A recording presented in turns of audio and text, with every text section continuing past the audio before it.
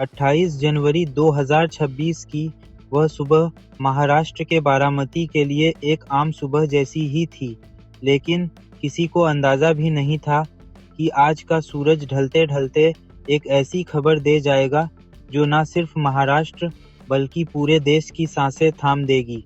राजनीति के गलियारों में हलचल तेज थी। चुनाव का माहौल था और हर तरफ रैलियों और सभाओं का शोर था, लेकिन उस शोर के बीच एक ऐसी आवाज गूंजने वाली थी जिसने हर किसी को सन्न कर दिया। एक वीवीआईपी मूवमेंट, एक बड़ा नेता और आसमान में उड़ता हुआ एक विमान। सब कुछ तय समय के मुताबिक चल रहा था, लेकिन फिर अचानक आसमान से एक अनहोनी का पैगाम आया और चंद पलों में सब कुछ धुएं के गुब्बार में तब्दील हो गया। यह कहानी है उस अविश्वसनीय मंजर की, उस बड़े घटनाक्रम की जिसने महाराष्ट्र के उप मुख्यमंत्री अजीत पवार को जिंदगी और एक बहुत बड़े संकट के बीच लाकर खड़ा कर दिया। क्या यह महज एक तकनीकी चूक थी, या फिर इसके पीछे थी कोई गहरी साजिश, या संयोग, या फिर किस्मत का कोई और ही खेल चल रहा था? उस दिन बारामती की उस सुनसान जगह पर आखिर हुआ क्या था? जब विमान जमीन के करीब आया तो उस वक्त अंदर बैठे लोगों पर क्या गुजरी, और जब हालात बिगड़े तो कैसे वहां मौजूद लोगों ने अपनी जान की बाजी लगा दी? दोस्तों, आज की इस कहानी में हम आपको ले चलेंगे उस घटना स्थल पर जहां लोहे का एक विशाल परिंदा एक कभी ना भूलने वाले मंजर में तब्दील हो गया। हम आपको बताएंगे पल पल का वो आंखों देखा हाल जिसे सुनकर आपके रोंगटे खड़े हो जाएंगे। यह कोई फिल्म की कहानी नहीं है, यह हकीकत है उस दिन की जब मुसीबत ने दस्तक दी थी, लेकिन हौसले ने उसे मात दे दी। तो दिल थाम कर बैठिए, क्योंकि अब जो खुलासा होने जा रहा है वो आपको हैरान कर देगा। बात शुरू होती है महाराष्ट्र की उस सियासी गर्मी से जहां जिला परिषद के चुनावों का शोर अपने चरम पर था। बारामती, जो कि पवार परिवार का गढ़ माना जाता है, वहां की फिजाओं में चुनाव प्रचार की सरगर्मी तेज थी। अजीत पवार, जो कि महाराष्ट्र की राजनीति के चाणक्य कहे जाते हैं, उनका शेड्यूल मिनट टू मिनट तय था। एक सभा से दूसरी सभा, एक गांव से दूसरा गांव। वक्त की कमी थी और जिम्मेदारियां पहाड़ जैसी बड़ी थी। ऐसे में वक्त बचाने के लिए और जनता के बीच जल्द से जल्द पहुंचने के लिए हवाई सफर का सहारा लिया गया। उस दिन अजीत पवार को कई रैलियों को संबोधित करना था। उनके समर्थक, उनकी पार्टी के कार्यकर्ता और आम जनता अपने नेता की एक झलक पाने के लिए बेताब थी। हेलीपैड और एयर स्ट्रिप पर सुरक्षा के कड़े इंतजाम थे, पुलिस का पहरा था, एम्बुलेंस तैयार थी और फायर ब्रिगेड की गाड़ियां भी अपनी जगह पर तैनात थी। सब कुछ रूटीन के मुताबिक लग रहा था। अजीत पवार अपने कुछ सहयोगियों और स्टाफ के साथ विमान की तरफ बढ़ते हैं। चेहरे पर वही आत्मविश्वास, वही मुस्कान और जनता से मिलने की वही ललक। विमान उड़ान भरता है। आसमान साफ था, मौसम में कोई खास खराबी नहीं थी। नीचे जमीन पर लोग अपने अपने कामों में मशगूल थे। किसी को भी भनक नहीं थी कि ऊपर आसमान में क्या हलचल होने वाली है। विमान बारामती की तरफ बढ़ रहा था।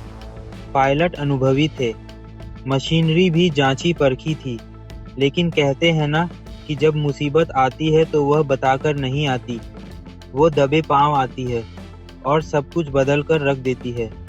जैसे ही विमान बारामती के करीब पहुंचा, लैंडिंग की तैयारी शुरू हुई। विमान बारामती के करीब पहुंचा कि ऊंचाई कम होने लगी। नीचे के खेत, पेड़ और मकान साफ दिखाई देने लगे। पायलट ने लैंडिंग गियर को एक्टिवेट किया और रनवे की तरफ अप्रोच बनाना शुरू किया। लेकिन तभी ठीक उसी वक्त कुछ ऐसा हुआ जिसकी कल्पना भी किसी ने नहीं की थी। अचानक विमान का संतुलन बिगड़ने लगा। इंजन की आवाज में एक अजीब सी तब्दीली सुनाई दी। पायलट ने कंट्रोल संभालने की पूरी कोशिश की, लेकिन मशीन ने जैसे इंसान का हो कम मानने से इनकार कर दिया था। जमीन पर खड़े कुछ लोगों ने देखा कि विमान हवा में अस्थिर हो रहा है। वो एक सामान्य लैंडिंग नहीं थी। विमान तेजी से नीचे की तरफ आ रहा था, लेकिन उसका एंगल गलत था। लोगों की धड़कनें तेज हो गई। जो लोग वहां अपने खेतों में काम कर रहे थे। उन्होंने आसमान की तरफ देखा और उनके मुंह से बस यही निकला, हे ईश्वर, यह क्या होने वाला है? और फिर वो हुआ जिसका अंदेशा था। एक तेज आवाज गूंजी जिसने कई किलोमीटर दूर तक लोगों को चौंका दिया। विमान रनवे तक पहुंच पाता उससे पहले ही वह संतुलन खोकर जमीन के बेहद करीब आ गया और एक भारी दबाव के साथ रुक गया। झटका इतना जबरदस्त था कि विमान पूरी तरह क्षतिग्रस्त हो गया।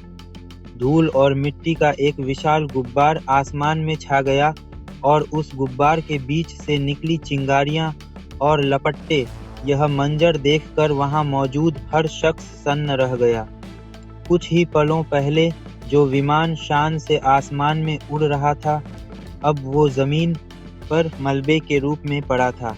चारों तरफ अफरा तफरी मच गई। बचाओ, मदद करो की आवाजें उस सन्नाटे को चीरने लगी। यह कोई आम घटना नहीं थी। इस विमान में महाराष्ट्र के उप मुख्यमंत्री सवार थे। खबर हवा की तरह फैली। जैसे ही यह घटना घटी, आसपास के लोग जो खेतों में काम कर रहे थे, वह अपनी सुरक्षा की परवाह किए बिना घटनास्थल की तरफ दौड़े। उन्होंने देखा कि विमान का हिस्सा बिखरा पड़ा है और उसमें से धुआं निकल रहा है। स्थिति धीरे धीरे गंभीर रूप ले रही थी। वक्त बहुत कम था। उधर जैसे ही यह खबर मुंबई और दिल्ली के न्यूज़ रूम्स में पहुंची, हड़कंप मच गया। टीवी चैनलों पर ब्रेकिंग न्यूज़ के फ्लैश चलने लगे। एंकर्स की आवाज़ में चिंता थी। हर कोई बस यही सवाल पूछ रहा था, क्या अजीत पवार सुरक्षित हैं? क्या वह ठीक हैं? अटकलों का बाजार गर्म हो गया। कोई कह रहा था कि तकनीकी खराबी थी। कोई कह रहा था कि कई लोगों को भारी नुकसान पहुंचा है। जानकारी आधी अधूरी थी और सस्पेंस गहराता जा रहा था। रिपोर्टर्स अपने सूत्रों को फोन खड़खड़ा रहे थे। हर कोई सबसे पहले खबर ब्रेक करने की होड़ में था।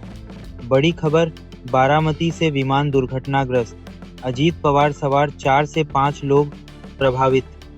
यह शब्द हर टीवी स्क्रीन पर गूंज रहे थे। दर्शकों की सांसें अटकी हुई थी। महाराष्ट्र के हर घर में बस यही चर्चा थी। लोग टीवी से चिपके हुए थे। दुआओं का दौर शुरू हो चुका था। प्रशासन पूरी तरह हरकत में आ गया था।